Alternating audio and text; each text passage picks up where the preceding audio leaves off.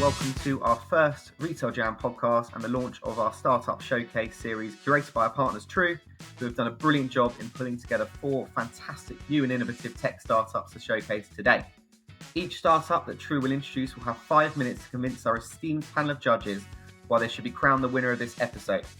Each startup presentation will be followed by a short Q&A, and the judges will then vote at the end of the podcast for the startup that they were most impressed by.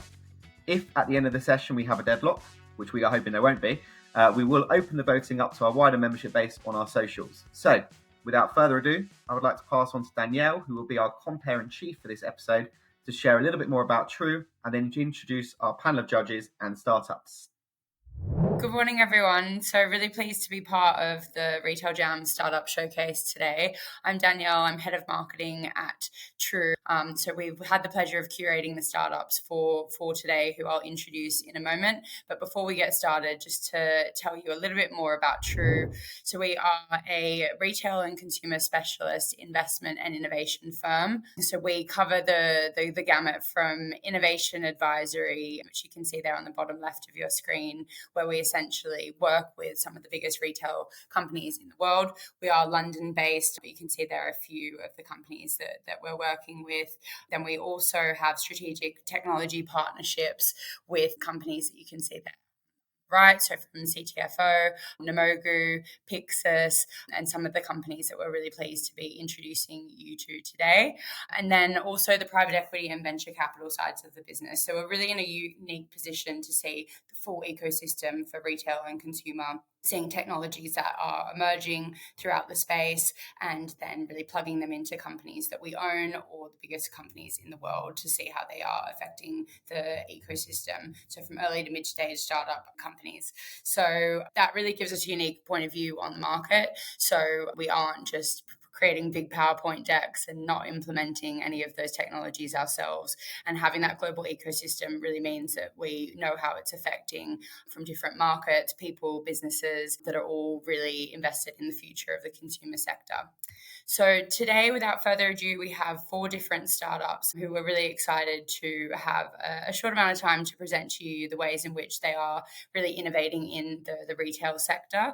So we'll go through alphabetically, and we've got AI Aesthetic, which is an Oxford University spin-out creating the next generation 3D body avatars from mobile body scans. So this is really cool because it's essentially enabling shoppers to receive accurate size recommendations and lowering returns for retailers, which we know is a huge cost for the industry. Then we've got Made with Intent. So that was founded on the premise that the e-com industry's fixation on optimizing conversion rates was really limiting its growth potential.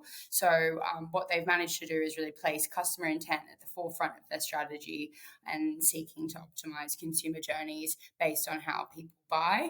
So we'll hear a bit more about that in a moment. Then we've got Quinn, who's developed what they call a human learning algorithm. So that really helps to understand the human behind the machine data and creates real-time user engagements, which really help brands become more profitable in a cookieless, privacy-safe way. So with everything happening around cookies, we know that's very much a hot topic. And then last but not least, we've got Associate AI, who have combined conversational search and real-time trend data along with dynamic personalization to really optimize search and discovery for shoppers. So that's been used by teams for visual merchandising, inventory search, and automated trend tagging. So Yasmin will take you through that shortly. And then we also have our panel of esteemed judges. So we've got Simon Rains, the change director at Riverford Organic Farm. We've got John Franco, Dr. Martin's head of customer. We've got Alex Murray, the CEO and founder of Digital Distiller. And then finally, Emily Bloomberg, the former customer experience director at Cult Beauty. So we will get started now. I will start the timer. So we'll start with Duncan at AI Aesthetic. Hi, everyone. Online clothing is a 550 billion market growing at 9%. It seems like an awesome business until you realize that over 130 billion of clothing is returned because it doesn't fit right. We have a solution to this.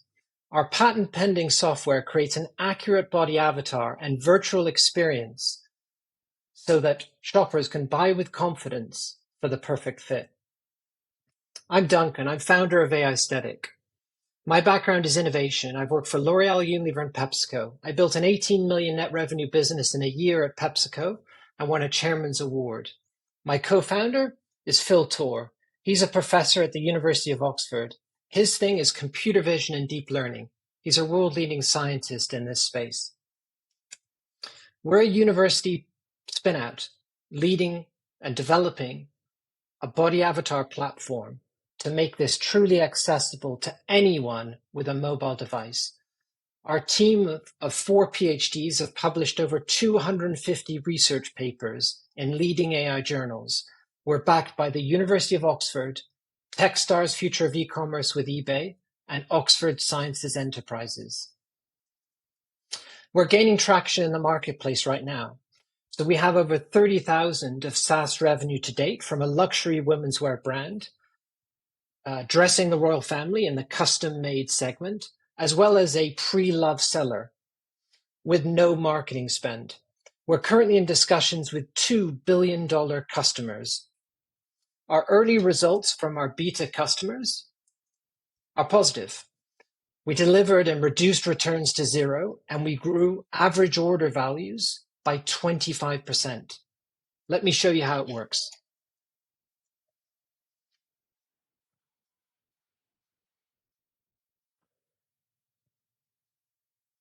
So this is our virtual fitting room. You can see here the scan that we offer our customers and an individual going through the process.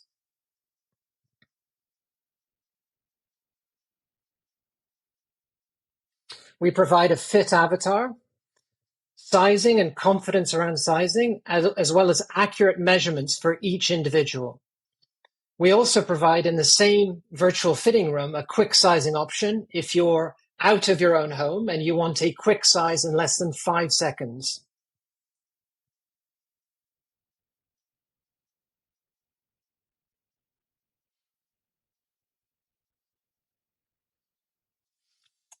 So we're looking for strategic retail investors and partners to join us on this journey to revolutionize on clothing and save the segment in excess of $130 billion.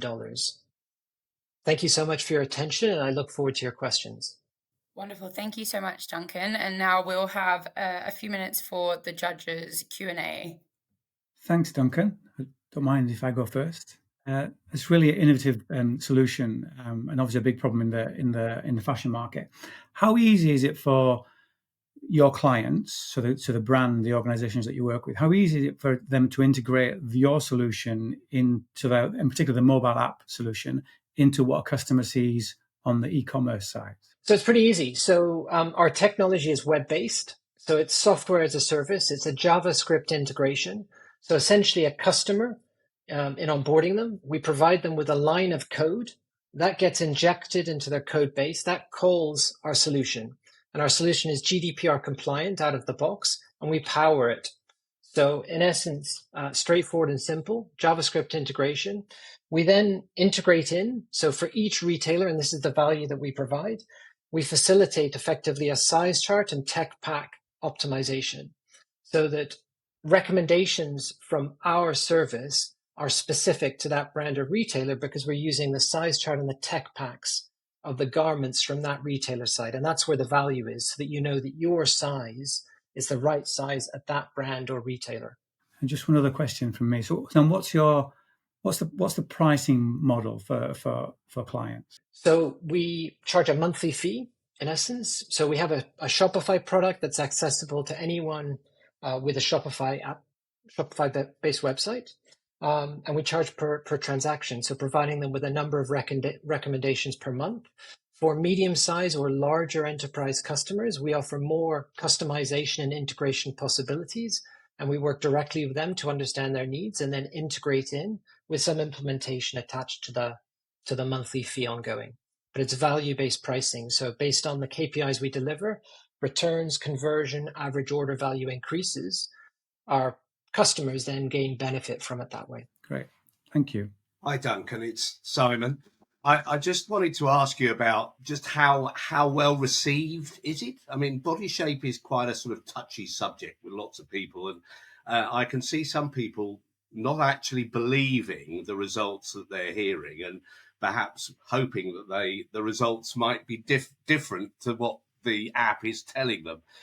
So I just wondered how you've tested it, what the take-up's like, and just whether the customers are accepting what's being told to them. So a number of questions there. So if I start first with kind of the take-up, I mean, in our solution, we actually offer two options for the end customer and consumer. So if you are an individual and you want a quick size, and you literally want to provide a couple of text-based inputs, i.e., height, weight, and age, we provide a size recommendation and confidence in 5 seconds. So for those individuals that are, and we know there are some out there that are perhaps particularly sensitive around providing imagery, then that solution is for them. For other solutions, for other people, actually, they are keener on having a more accurate size profile and specific recommendations. We provide the full kind of suite. What we do throughout that, just to be explicit, is we never actually show the individual what they look like, in the sense of you don't actually see an avatar of yourself. And that's deliberate, actually. Our purpose in taking this information is to do so with your consent, and then to provide a fit avatar, which is an anonymized avatar that shows how your body shape approximates to the sizing of that customer. So we recognize there are sensitivities around imagery, hence we've got quick sizing as an option. And then we also are sensitive to that by not showing additional imagery at this point. Thank you. Quick question from me. How equipped are retailers at the moment to provide the detailed level of measurements required to meaningfully reduce the fit?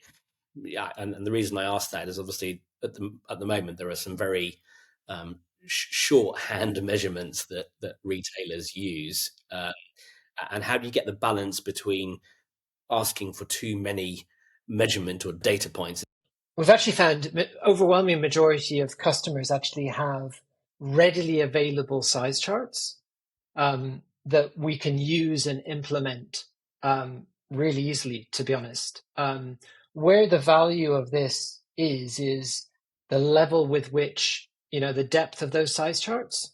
And that does vary. So some customers do have very high level size charts, if I can call it that. That's more challenging. We can nevertheless implement it, and we give confidence. So what we do to address some of these issues is when we look at a size chart, so you have a number of measurements that are linked to the body shape. What we do is we look at those measurements and that size chart, whatever that size chart is, and we provide a confidence. So we work out for you where you are and how close you are to the sizes, so that you can then determine, okay, based on my preference and based on the size chart, what do I want? What fit do I want? And we provide a confidence to indicate, well, actually, I'm 99% medium at this brand, so that you know relatively where you are, so that we're empowering people rather than saying this is, your size definitively, because it's actually quite preference based. We empower you with data and confidence to then say, okay, this is where we think you are. But equally, if you want to go up or go down, this is the implication of what that looks like on a fit avatar. Wonderful. Thanks, Duncan. We're on time there, but Emily, did you have a short one that you wanted to jump in with? Two quick ones. Great product. Appreciate that it's targeted at a mobile customer. The quick sizing, will that work on desktop as well?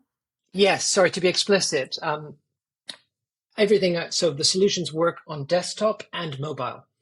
So if you start on desktop, you could be shopping on home. We actually provide a QR code, so it's really simple, very intuitive. You then go on to mobile. You then come back from mobile to desktop to complete the purchase. If you start on mobile, you stay on mobile. That works for both. That's true for both the full scan as well as the quick sizing. And then just very quickly, in terms of categories, at the moment, targeting apparel for men and women, not targeted at kind of children's wear, or that would be an easy development?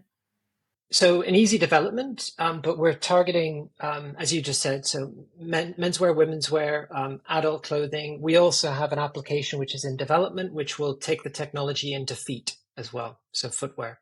So that's coming. Great. Thanks, Duncan. Great, thanks so much, Duncan. And I think we can all agree that is a huge issue for the retail industry at the moment. Sometimes costing as much as 60% of an item. So really exciting to see the innovations on that front. So with that, we'll now move over to Made with Intent. If David, you're ready to start your 5 minutes. Okay, so we are Made with Intent. We're a segmentation platform, and our objective is to make selling easy and more valuable. Sounds easier said than done, but I feel as though there is a entrenched view within the industry. Retailers communicating with their customers, their prospects, we believe is just entirely inappropriate. The 10% discount pop-ups as soon as you land on the site, the 50 people are also looking at this, even though you're just browsing at that point in time, feels, well, inappropriate. Dare I say, manipulative in some instances. There's this conviction in the industry that more is more, thank you, Facebook and Google, where we as retailers create solutions designed for everyone, but really serve only the few because of their inappropriateness. Okay. And one of the reasons behind this is that experiences, solutions are so focused on page templates, the PLP, the PDPs of the world, these aggregated views of the customer, assuming, if I'm honest, as though everybody's ready to buy, is created this form of digital directness, I suppose. And that is, by the way, virtue to conversion rate, which is an aggregated success metric, and therefore everything before it is also aggregated. Our mission is to provide a prospective change in the whole of the industry, not just Made with Intent customers, but we want retailers to understand more about where the user is in their buying stage as opposed to the location of the site that they're on. We call it stages, not pages, because, well, it rhymes. And by doing that, be able to predict how ready a visitor is, not just to purchase, but to leave, to return. These scalable in-session moments that are real time. And because they're real time means that you can intervene. We call this expected conversion. So this is what we need to do. We need to focus on what we feel is customer intent.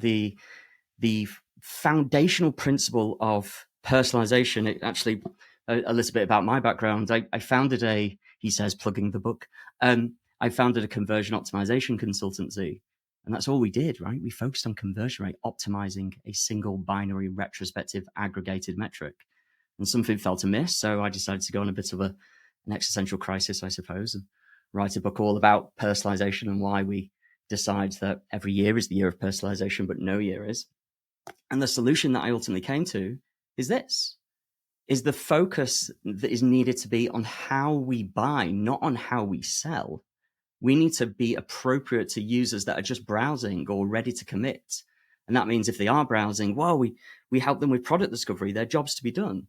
If they're committing, well, we help them purchase, we help them evaluate a product.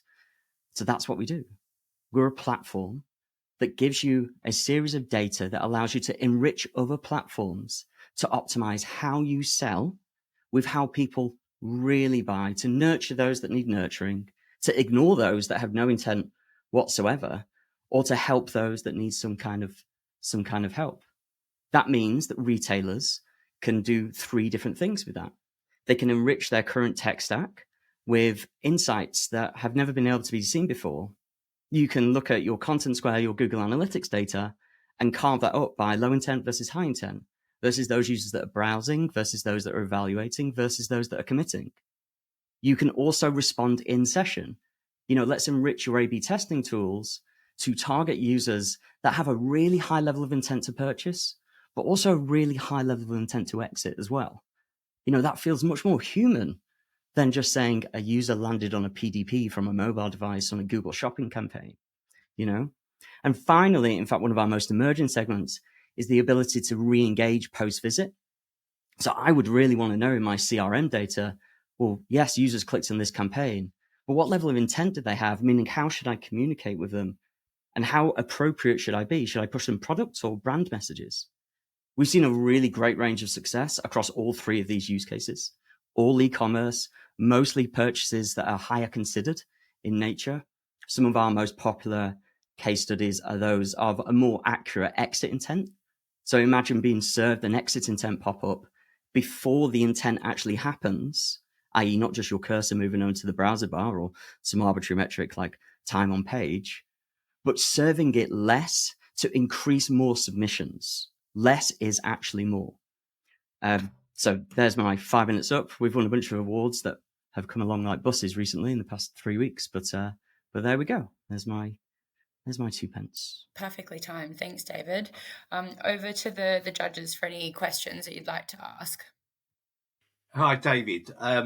Simon here. I think I get it, but it seems to be what you're asking is for a business to take a huge leap of faith here in order to flip from the things that they're doing at the moment in driving conversion into a very different method. How have you found the acceptance in your journey to encourage businesses to take the product? First question. Second question is, have you got definitive measures of that increased conversion? Yeah, it's a really good question. I actually didn't even explain how we do it. I focus more on the problem more than anything. Look, the answer is it's a balance between the two, between conversion, this short-termist metric, versus expected conversion, something that's more representative of how people actually buy. What we found is that when you focus on the intent of the user, their buying stage, and you serve messages appropriate to that stage, we find that over 60 different use cases, we've seen an 8.2% increase in the impact of that message. Right. Those metrics vary, admittedly, but in controlled A/B test environments, you're focusing at the exit intent example that I gave. Less is more. You're serving it less, but you're creating more submissions because it's more appropriate. So so the answer is it's a balance. And in terms of the metrics for succession, we basically look at revenue as an entity, but customer lifetime value, so something that's slightly more long term. We've seen, Simon, so many people resonate with this problem. There's a real community of people out there. We've all been subjected to the immediate 10% discount codes that pop up in our face, right? The what do I do with that is challenging. There's a reason why we call it Moneyball for e-commerce, right? We're going up against an entrenched view here. So we need support. We currently have 25 clients. We're doing well, but we're after the hundreds and the thousands, not just the few. Thank you. Hi, David, and thank you for your presentation. With regard to reaching customers at the right time in their intent, which channels are you supporting? And is it on-site as well? It's on-site and off-site. And forgive me, I didn't actually explain how we did it. I thought it'd be more pertinent here to talk about the reason than anything else. So we focus on implicit signals, little behavioral cues. If I'm trying to sell to you, Emily, I look at your body language, your tone of voice, your eye rolls, maybe, I don't know. And that's 93% of all communication. The same is true online.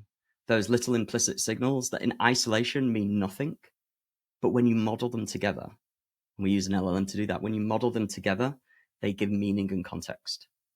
And that means that we understand where you are in your buying stage in comparison to 50 of the different retailer websites.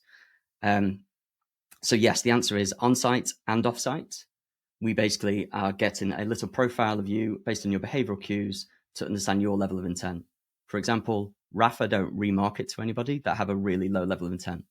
Why would they? There's probably 14-year-old boys just looking for some nice clothing that they can't afford. So, yeah. Great. And then just with your references to the pop-ups, which I agree are very short term, does your product assist with data capture? It does not. Like, our product is designed to enrich and supercharge your existing tech stack. Mm-hmm.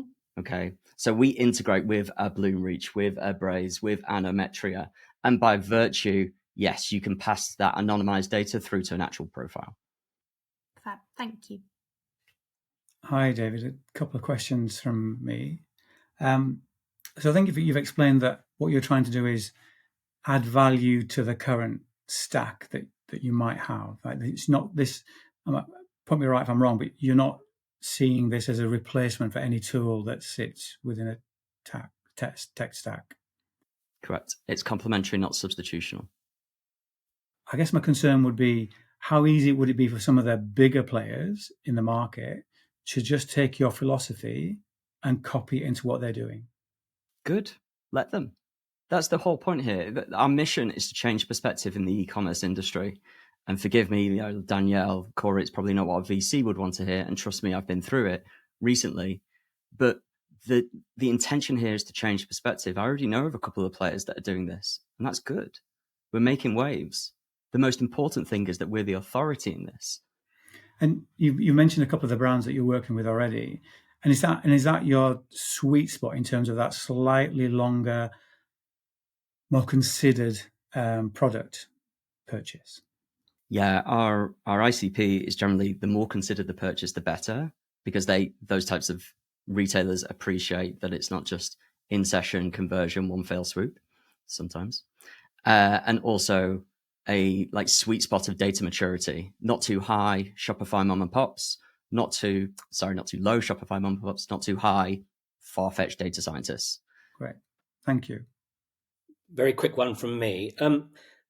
David, obviously you're capturing intent signals and sort of making that into a data source to enrich other data sets.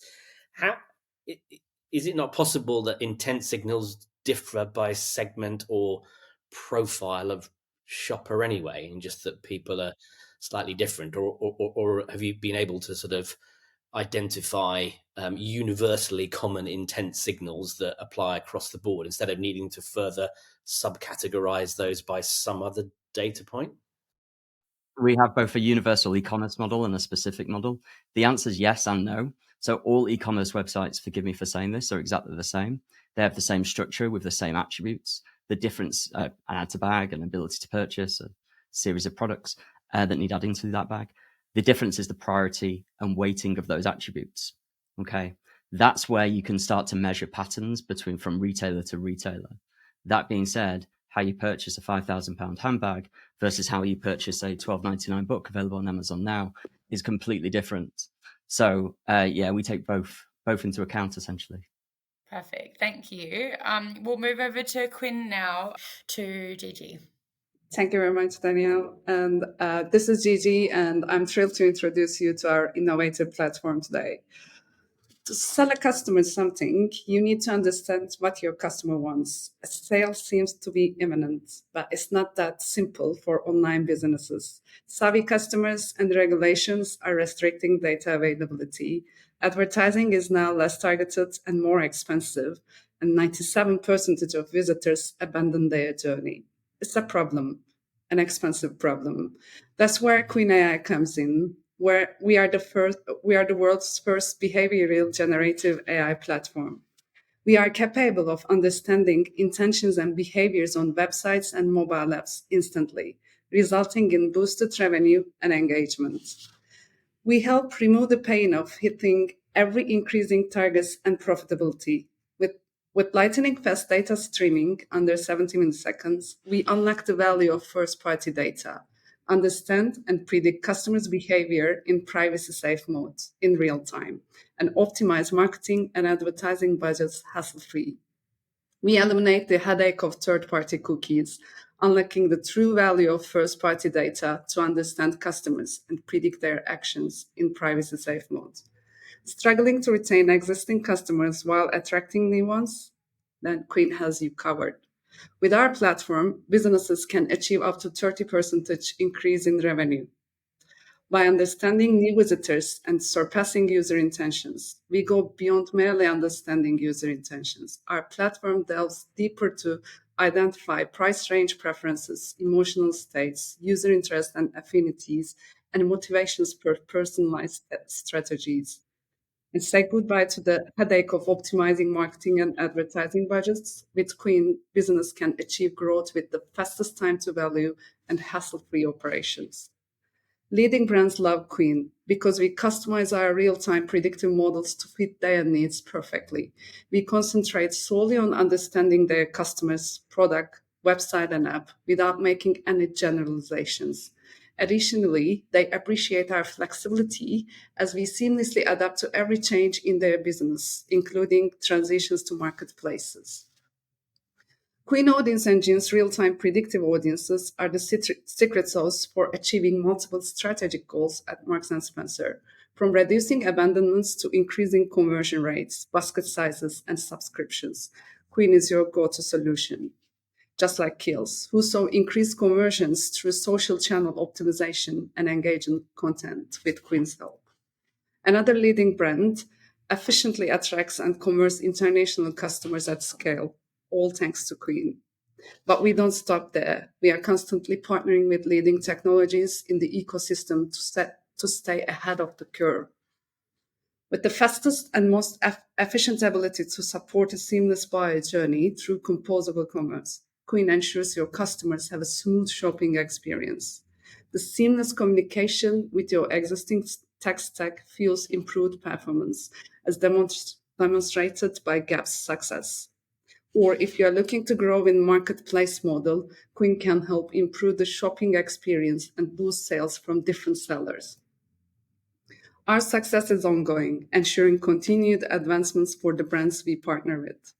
We are committed to leading the industry with our focus on optimized, insightful, and intelligent Gen AI, transforming online visitors' journeys and experiences.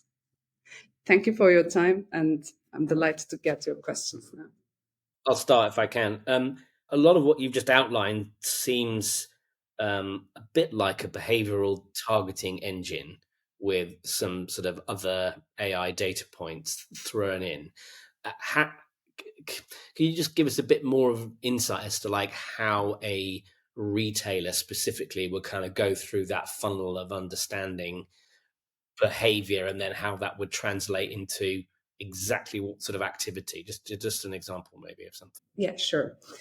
So first of all, it's just like leveraging the first-party data. As I mentioned, it's the clickstream data mostly. And what we do is like we just plug Queen in the system, meaning the e-commerce platform, either on the website or app.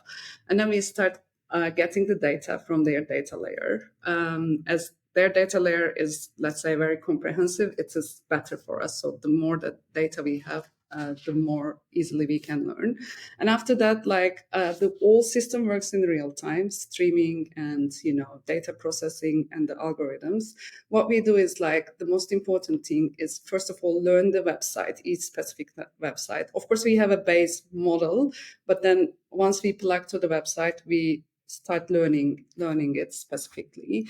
And after that, the most important thing is like learning the website, product ranges, the content and everything, and each and every visitor's engagement with the website. So we do a kind of sequential modeling, and after that, even the website changes, like the behaviors or any kind of developments, we can easily adapt. And then after that, we can trigger any kind of action via APIs. We can, let's say, we pinpoint visitors who are looking for extra information for specific category, and then we direct to them to the call center with the details and insights, as an example, or a chatbot. Or we can optimize the use of pop-ups and modelers, because we can identify who is real buyer, who is real abandoner, and optimize any kind of offers that the website has. And also we can feed any kind of text system that they are using. Thank you, Gigi. A presentation close to my heart in terms of understanding the customer. I noticed from the slides that very quickly that the majority of the clients seem to be enterprise level clients. So do you expect a certain level of tech and data maturity within the organizations for your solution to work effectively? So in terms of the kind of the client types, yes, most of them are enterprises, but like our model can work with we have smaller clients also, or our model can work with the traffic level up to 150K monthly visits. So we can offer solution for relatively smaller accounts. And it is super simple. The time to value is super short, and it's just JavaScript code with tagging, which takes like a half day at the most. And after that, all is on Queen, like the learning and, all kind of audience generation from the portal. And then from there, they can start taking action and see results in 15 days. It's super fast in that way. That's why sometimes like smaller accounts also like it because it is kind of hassle-free. They don't need additional resources, but they have access to the advanced, deep learning and AI, whether they don't have budget to hire data engineers, data scientists and all, but this system is super compact for them. And so, sorry, I think I heard in that answer a reference to time to value as well. So did you mention, did you say 15 days? So in total, it takes kind of 30 days from tagging to learning. And then after that, we let clients, let's say we do the tagging like in half days or a day. It is usually depending on the client's, schedule. And then after that, based on the traffic size, the learning takes from 3 days to 10 days. So if we have more traffic, it is 3 days of learning. But if the accounts are relatively small, then the learning takes longer. And then after that, we are ready to take actions. And then we let them take the action for 15 days and do A/B tests, stress tests, and then measure with a transparent, way. And we send of course, all the reporting to Google and any kind of their reporting tool that they would like to see. Thank you. You're welcome. Hi, I'd like to ask Gigi about the just building on Gianfranco's question on the transformation journey, and just this the whole AI thing and how people take it within the workforce and how your product is received within a workforce that need to change the way that they're working and might even affect on some of the things that they may have been doing, maybe even lead to fear of job losses and so on and so forth. So what's your experience of that within the journeys that you've done so far, and how do you help the client work through those? The part around the job losses and those kind of, Simon, we are not going to replace anyone because we are in the making their life easier. For us, what we make really simple. They don't need to work around, endless journey analysis, A/B tests, and try to understand what is like manually like the journey looks like. So it's like using a software for accounting rather than Excels in that way. But of course, we need people and marketeers to decide and really do their own job, meaning that they can manage their P&L, go to, product level profitability analysis and what they would like to play with Queen, because it is super flexible as we can go deep down into the price levels, category levels, and any kind of details that they would like to run. So that gives really a good relief for them. And then the other part is like, of course, we still need them to manage all the kind of utilized tech systems and then enrich the proposition to hit their goals around profitability and, growth. So we are here to help, not to replace in that way. Thank you. Perhaps slightly contradictory to Simon's question, in terms of client team using the Quinn technology, how do Quinn support that onboarding? How long does it take for a client team to become confident and competent in using it, the information available to them? So in terms of the portal and the things that we are running, they're really very simple. So the tool behind might seem heavy as a predictive tool, but the way we kind of configured is really simple. And we also have performance strategies for helping clients, but mostly around fine-tuning the model and then guide them about the audiences and the returns that they can get. So they are helping in terms of the best performance. But apart from that, most of the things like the running the system, health checks, and then generating predictions and the audiences are on Queen side from the portal. So there is no heavy lifting for the client. Great, thanks so much, Gigi. So we will now move to Jasmine on Associate AI. Great. Okay. So, hello everyone, I'm Yasmin Topia, CEO of Associate AI, and I have created the world's fastest learning tagless AI for fashion and home decor to help boost search and purchase conversions by 200% on site. So, over the past 4 years, I have been working with a crack team of academics, researchers, e-commerce, and fashion specialists to completely reinvent search and discoverability for websites. So this is the face of a lot of e-commerce managers at the moment when they are seeing their CAC costs increase over the past 2 years by over 200%. So they are spending all this money on Google Ads, on Facebook, TikTok, Instagram to bring their customers onto the website, and yet the experience is so bad that up to 96% of products on any website remain undiscovered, and 79% of customers simply drop off because they can't see anything else that they love. And the reason for this is because I, as a customer, when I go on and say I want a red dress for a birthday party, I will be faced with hundreds of red dresses, but the one that I want might be buried on page 4 of 10, and I'm just not going to get there. And the reason for this is because everything in the inventory is dependent on attribute tags, and more recently with ChatGPT and OpenAI on product descriptions to be discoverable. And so if it's not tagged in a certain way, if it's not tagged in the way that the customer wants to search for it, it won't be seen.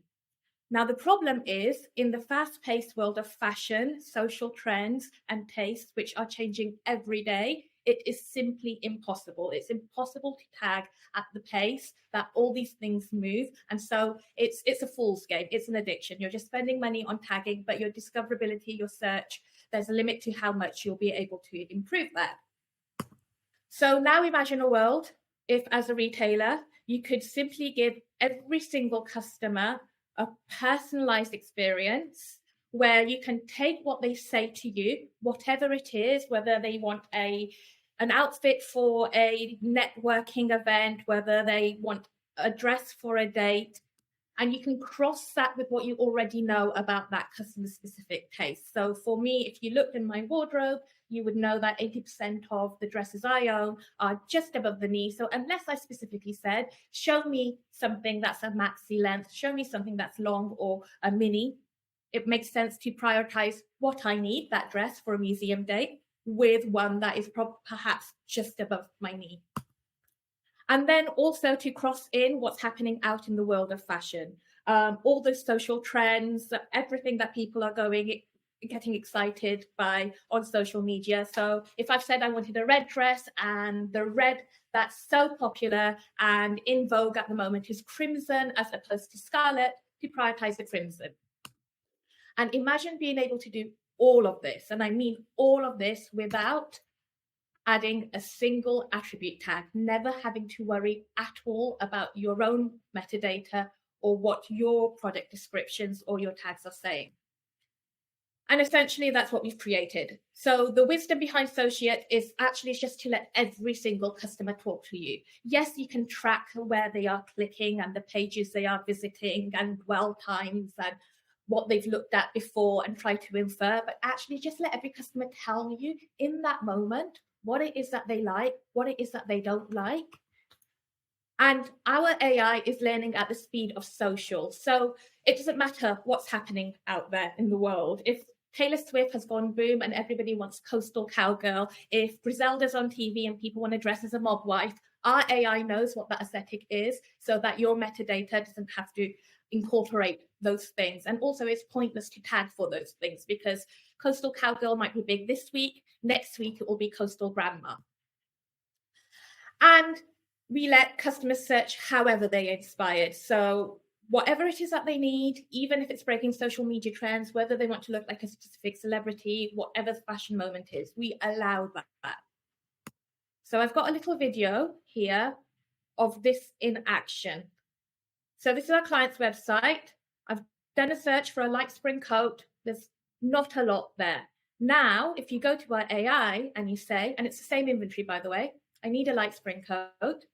This is all in the inventory. It just would not have been found if it was reliant on tags. But I want a max style. So I've just been able to say, I want a max style. And I also want a hood. And so it dynamically changes the selection right in front of you without needing attribute tags. Here's another example. So I need a dress. Of course, there's lots of dresses in there. But specifically, I'm going to a Great Gatsby style party. And I've used this example because it's so super niche. You would not tag for this. All these dresses are different, but you can see that the spirit of the item is absolutely what it is that you are looking for. So I need a Great Gatsby style dress in green with sequins. It's dynamically changed all the recommendations to what it is that I am looking for. And the important thing here is that ChatGPT, OpenAI, large language models cannot do this. So here's a few more examples on our client's website compared to Algolia. So a customer searched for a black Chanel bag. This is what they got through the Algolia search. This is a selection they got through Associate. Now this customer wanted an outfit for roller disco. So this is what Algolia offered. Not great. Now this is what I'd wear to a roller disco. Flares, sequins, feathers, disco. And then even with breaking trends like mob wives. So Algolia went through product tags, product descriptions, came up with a selection which actually is just not suitable at all. And here are all the hundreds of items that are in the inventory that fit the mob wife aesthetic. So just very quickly, in A/B trials, compared to Algolia, where the customer to purchase conversion was 2%, with our 2,600 customers since January, resulted in 253 transactions and an extra £102,000 worth of revenue in addition to what they would have had if they had just had Algolia in place, and a 9.66% conversion rate from search to purchase. And so today, with our AI, you can tell the customer what it is that you are looking for. You can even now tell the AI what it is that you're not looking for. So if you are searching for a red dress and you've got a whole load of red dresses and they all are all knee length, you can say, take away the knee length. I only want to see short ones. I want to see the ones with ruffles, but I don't want to see anything without sleeves. And then in 6 months' time, you'll even be able to show the AI things that you own and get product recommendations to style that item. So matching your wardrobe to what's in the inventory. Every other provider out there is still so dependent on metadata. We do away with that requirement, and it's super easy to test. Just give us your inventory feed, we'll set you up, and you can test our search next to your search and then make a decision. Perfect. Thank you, Yasmin. Do you want to kick off with questions? I'm happy to start, Danielle. Thank you, Yasmin. It's super interesting, and definitely get that it addresses a very sort of specific need around sort of the metadata point. I've just come across this a lot in businesses I've worked in where merchandising teams seem to always demand some degree of control, filtering, prioritization, boosting, either for commercial reasons within the business. So sometimes what the consumer's looking for, merchandising teams will always have a requirement to overlay some degree of filter stroke influence. Is that something that the system can cater for? Yeah, absolutely. So that's all part of the integration to understand exactly what the rules are around merchandising. This particular client that we've proven this the technology out on, for them, the priority was around freshness. They're a marketplace. They have new items added on every day. They want to make sure that those items are visible. So our AI does the weighting between the relevance and the freshness, and also brands that want to be spotlighted. We can actually make it easier for retailers. So if they don't want to share their own rules with an external party like us, because it might be proprietary, what we can do is say to them, we will assess your inventory. So we'll take the customer input, we'll assess your inventory. We will get the product IDs that we believe best match that customers need. And then you yourself can apply the layers that you want around how you want to order those items. So we don't even need to touch it. Yasmin, brilliant presentation, thank you, and definitely an area of kind of concern, as you say, the negative search results that are out there. Focusing on the detail when you showed your demo of Huey, the way you presented it was as a like secondary, almost like a personal shopping tool that you start talking to someone. Exactly. Could you just elaborate on, is it possible to have it as a replacement for search, or is it seen just as the pop-up? And then are there any shared learnings if you have it as a supplementary offer? Yeah, this is a great question. So we have trialed it on Hardly Ever Worn It as a pop-up and as a search replacement. And there are pros and cons to both. So with the pop-up, it was immediately clear that it was a separate, different experience. However, we found that user adoption was initially very low.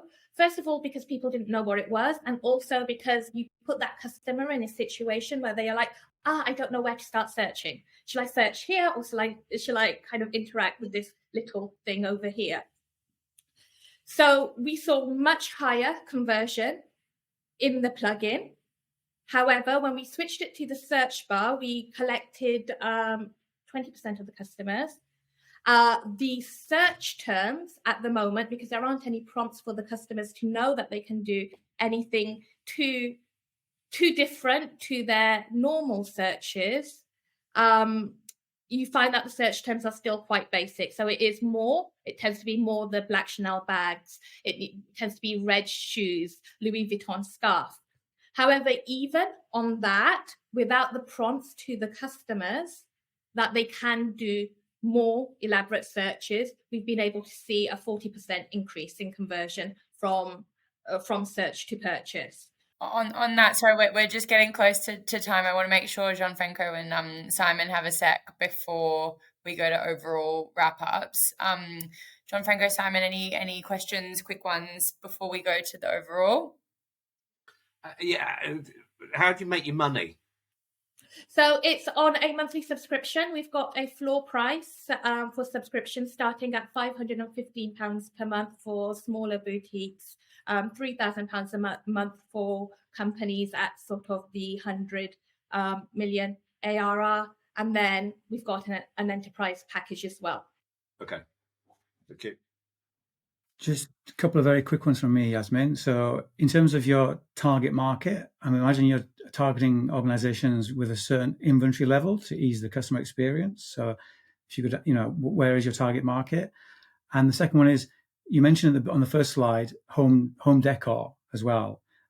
Any traction in that marketplace at the moment? Yeah, absolutely. So our target market is anybody with ideally an inventory size of at least 5,000 items, which is multi-brand, multi-designer, lots of different things. However, we are still able to provide an uplift, even if the inventory is smaller or even if it is just a mono brand, because what we do is catch all the customers that fall through the metadata. So if people are not getting results or very limited results, our AI is still providing good results and discoverability for those customers. With home decor, so we have been trialing this as part of some inventory. Hardly Ever Worn It has some home decor. Wolf and Badger, we've trialed it with their inventory internally as well. Selfridges. Basically, our AI learns the spirit of the item. And so anywhere where aesthetic is important. So if you say, I want something which is using the Great Gatsby style is actually a very good example, because everything can look different, but there's still this thread of style going through it. That's what our AI is good at finding. Great, thank you. Perfect, thank you for that. So now we'll have a couple of minutes to kind of go through the judges, and if you can share which of the startups stood out for you and any kind of remaining thoughts before we wrap up. So very quickly, thank you all. Really great presentations, and I think answering both some kind of deep cultural entrenched problems like attitude towards intent, which I think may take a while to shift, but hugely important, all the way through to Duncan and Yasmin, some real world issues here that both retailers and consumers are facing. And I loved all of your presentations. I can see how they're very practical and deliver real value. I think for me, AI aesthetic in terms of addressing that sizing issue, it's just been around for so long, and I think the ability to be able to target that and provide a meaningful solution is great. My one pushback, I think, for you would be just that the adoption needs to be at the consumer level, not just at the retailer level, and that the investment required to get end consumers happy, comfortable, and regularly using that sort of technology is as much a challenge as finding, getting retailers to adopt it as well. Again, Danielle, I don't know where we're limited for time here. I think the intent thing, really, really important, and finding those sort of data points and those signals and finding ways to sort of change people's view about sort of monolithic customer journey. Absolutely right. I think that cultural shift, I feel like, is something that is so worthwhile, but it's going to take quite a mind shift. Almost feels like a generational mindset of kind of e-commerce professionals to readjust about how they're thinking about that. But really helpful, Gigi and David. Thank you. And then just finally, Yasmin, I just think such a practical solution for anything where people maybe, have something visual that they can't quite know how to describe. And I think perhaps that's the biggest challenge, is there's going to be some buyers who struggle to articulate what they see into something, that they can search for. So that browse function for me is just actually as important as a search function. If you don't, if you haven't seen Great Gatsby film or read the book, or you don't understand that actually that means the 20s styling. It's having the right vocabulary and helping people, I guess, access those reference points.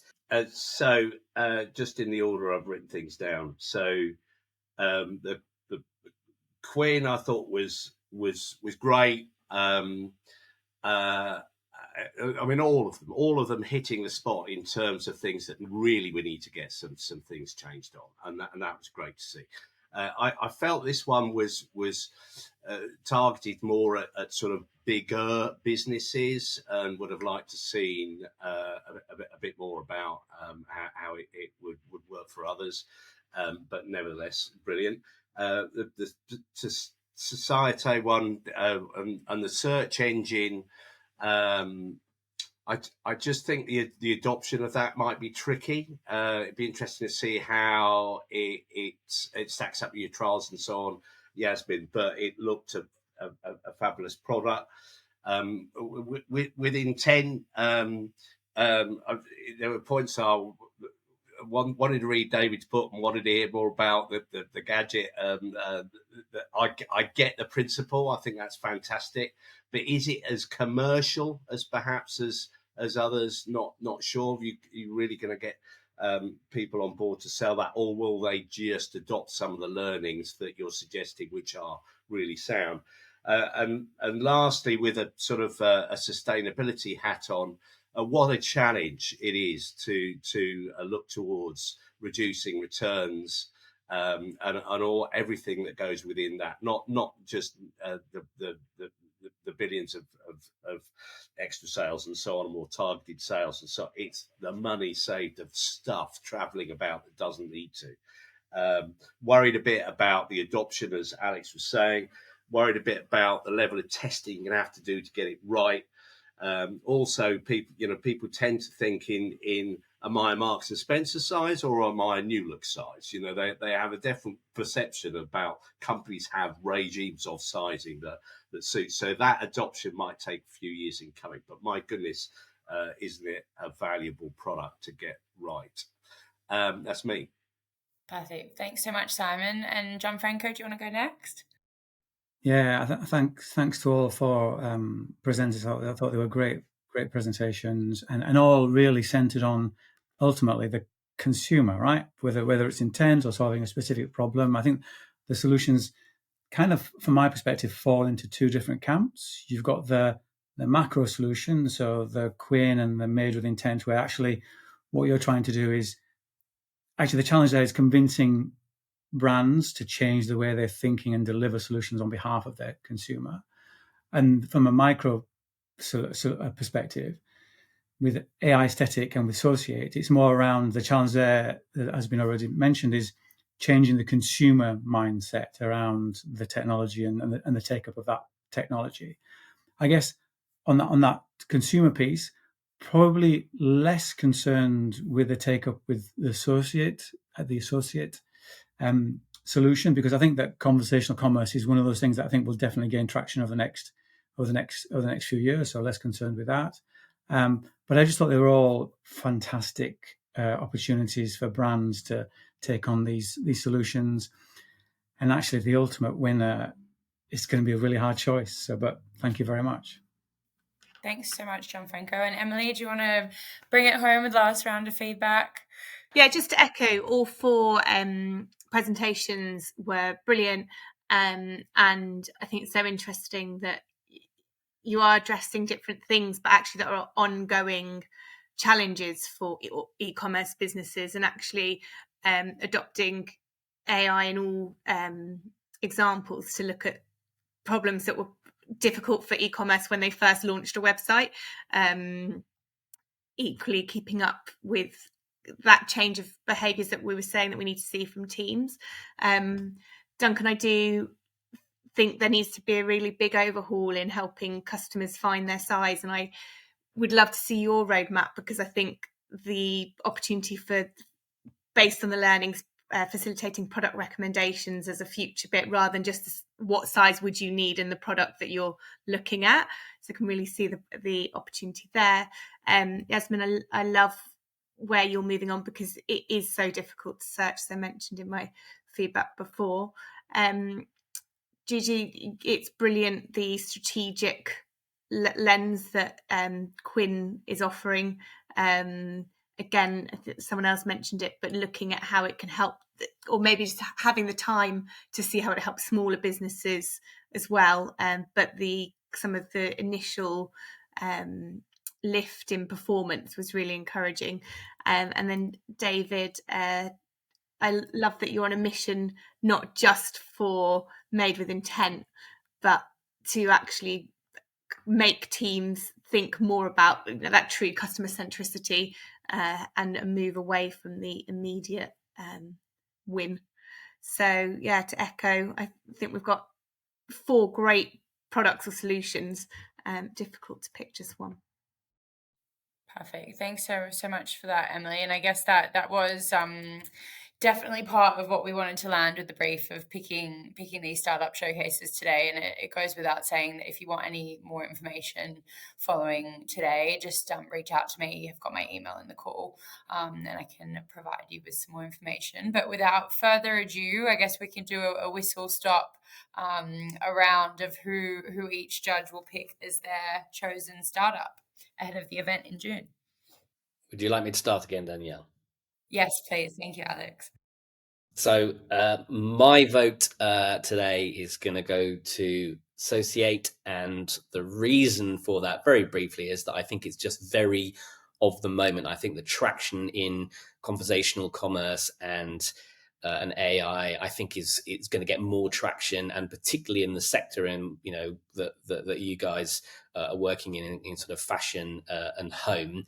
I think there's a real, genuine, pressing, present need for something like what you're providing, and I can totally see from a retailer point of view that the overheads of keeping up with tagging data in that way are becoming unbelievably painful. So I think from both a retailer and a consumer perspective, I could see it getting traction and adding value right now, straight away, basically. So that for that reason, I think you're my top pick today. Wonderful. Thank you, Alex. Do you want to go to Gianfranco next? This is going to be a tough call, right? But I think in terms of identifying a customer need, picking on a real thread of the moment in terms of technology and the way that commerce is going, I'm actually going to go with Associate as well. Right? I just think it's a solution that, in terms of the markets that it can work, in terms of fashion and home decor, I think it's a beautiful example of how that conversational commerce can be played out, and in particular as well, drawing on the personalization elements of understanding the customer in terms of their purchase history. I think that it ties in historical data and the moment as well in a beautiful solution. So that's my pick of the day.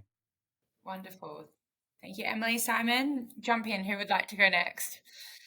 I think all of them are fantastic. I'm going to pick Duncan and AI Aesthetic. I just think for us as a mature retail organisation, and with everything else that's in play at the moment, this is an area which so badly needs a strong result. And so I would put, if I had any, my money behind that. Wonderful. Thank you, Simon.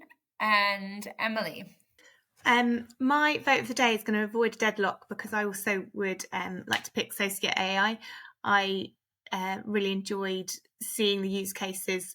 Think the suggestion that of customers maybe not understanding is actually quite an exciting opportunity for it to be something that really changes the dial for fashion and for homewares, and particularly in marketplaces, which is such a booming e-commerce trend at the moment. And also really liked seeing the roadmap to give an idea of what's on the lens for the next 12 months and where that backing could be of value. Wonderful. Congratulations, Associate. Anything to share on that before we go to the wrap up? Congratulations. Thank you very much, guys. I just think, the other startups were absolutely fantastic here. So, it was definitely a tough competition, and everybody did amazing. Wonderful. So that means that we will have Yasmin and Associate will be joining the live event in June, which Corey, I'll hand over to you to do a bit of a wrap up and tell our listeners a bit more about the event and what's to come next. But big thank you to all the startups involved today. So Gigi, David, Yasmin and Duncan, and of course our judges. Thank you, Danielle. Congratulations, Yasmin and Associate AI, a really worthy winner. And of course, thank you to all our startups for taking part. And of course, to our panel of judges for taking the time today, using their experience and expertise to weigh in and give their thoughts. Obviously, a big thank you as well to Danielle and the team at True for helping to curate today's session. Of course, Yasmin and Associate AI will be at RetailJam on the 20th in person. So you'll have your opportunity, those listening, to be able to ask and quiz her on her platform in real life. Tickets are selling out fast. So if you haven't already got your pass for the day, please do visit retailJam.com/tickets. But for now, it's goodbye from me, and hope to see you next time.